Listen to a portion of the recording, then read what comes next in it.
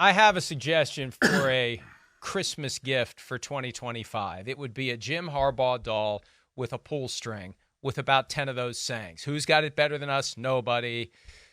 Everything else he says on a regular basis. There's only so many sands in the hourglass. I just, all of his sayings. I'm going to attack the day with an enthusiasm unknown to mankind.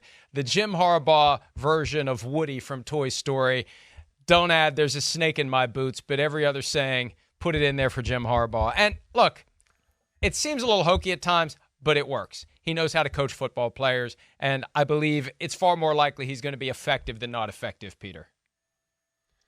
Mike, you know how this is probably TMI when it comes to Peter King, but do you know how that there are some nights that you just can't sleep? And I've been waking up because of this stupid cough that I have for weeks, honestly.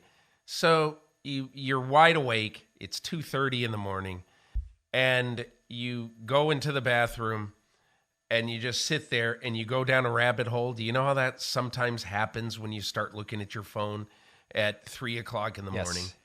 My rabbit hole was I read the Jim Harbaugh press conference transcript. And I decided for my column on Monday, I'm going to have, and I'm going to call it Jim Harbaugh's Greatest Hits. Harbaugh's Greatest Hits.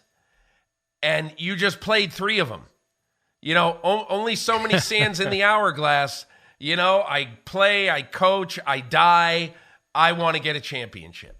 I mean, it's the kind of press conference and the kind of stuff that you read or you hear, and you say one of 2 things. Holy cow, I'll never match this guy's intensity.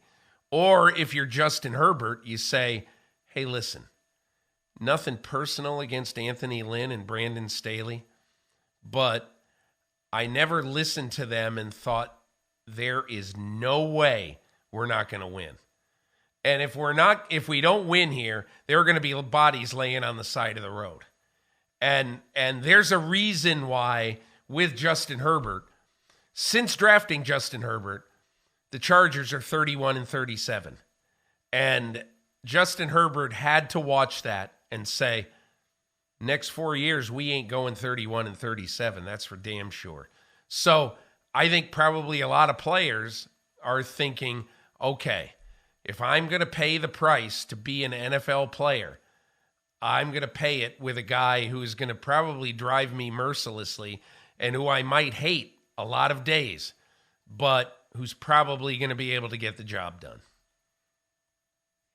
They should already apply for trademark protection for the phrase, don't let the powder blues fool you, because that would sell.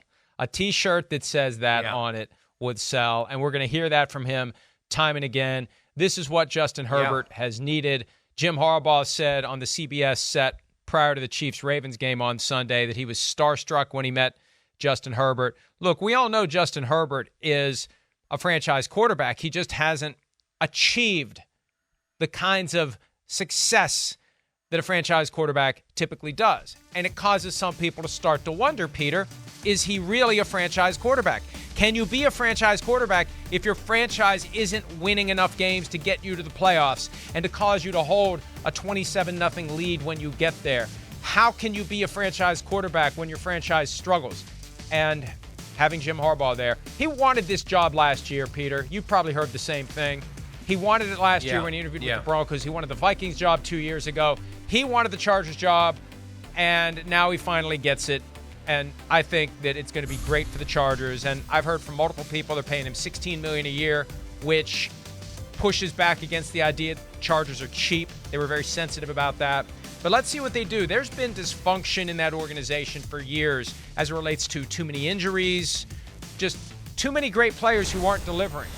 Now, with Jim Harbaugh, it's time to deliver. And look, he wants multiple championships. It would probably be easier if he wasn't in the same division as Patrick Mahomes. But still, we've seen the Chargers give the Chiefs everything they can handle without Jim Harbaugh. It's going to make for some really good AFC West games with Andy Reid there, Sean Payton there, and Jim Harbaugh there. I think Antonio Pierce may be thinking, I should have been careful what I wished for. Yeah. Hey, look, the cool thing for this division, as you said, you got 2 Super Bowl champions, and you've got a national champion in Harbaugh, and a guy who coached 4 years in the NFL as a head coach and took his team to the championship game 3 times.